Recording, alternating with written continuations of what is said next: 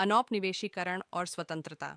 दूसरा विश्व युद्ध खत्म होने के बाद भी दुनिया का एक बहुत बड़ा भाग यूरोपीय औपनिवेशिक शासन के अधीन था। अगले 2 दशकों में एशिया और अफ्रीका के ज्यादातर उपनिवेश स्वतंत्र, स्वाधीन राष्ट्र बन चुके थे, लेकिन ये सभी देश गरीबी, संसाधनों की कमी से जूझ रहे थे। उनकी अर्थव्यवस्थाएं और समाज लंबे समय तक चले औपनिवेशिक शासन के कारण अस्त व्यस्त हो चुके थे। आईएमएफ और विश्व बैंक का गठन तो औद्योगिक देशों की जरूरतों को पूरा करने के लिए ही किया गया था। ये संस्थान भूतपूर्व उपनिवेशों में गरीबी की समस्या और विकास की कमी से निपटने में दक्ष नहीं थे।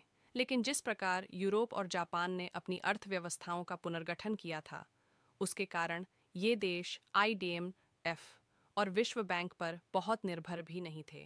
इसी कारण 50 के दशक के आखिरी सालों में आकर ब्रेटन वुड्स संस्थान विकासशील देशों पर भी पहले से ज्यादा ध्यान देने लगे।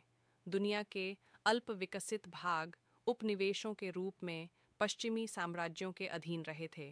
विडंबना यह थी कि नवस्वाधीन राष्ट्रों के रूप में भी अपनी जनता को गरीबी और पिछड़ेपन की गर्त से बाहर निकालने के लिए उन्हें ऐसे अंतर्राष्ट्रीय संस्थानों की मदद लेनी पड़ी जिन पर भूतपूर्व औपनिवेशिक शक्तियों का ही वर्चस्व था।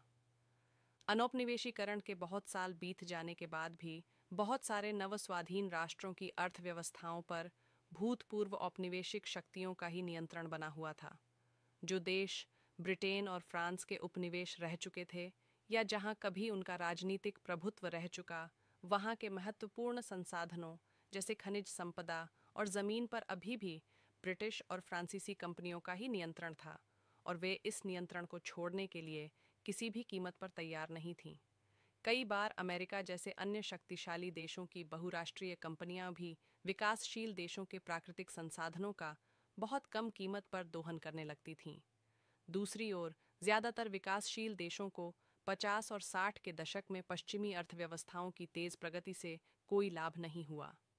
इस समस्या को देखते हुए उन्होंने एक नई अंतर्राष्ट्रीय आर्थिक प्रणाली, new international economic order (NIEO) के लिए आवाज उठाई और समूह 77 G77 के रूप में संगठित हो गए।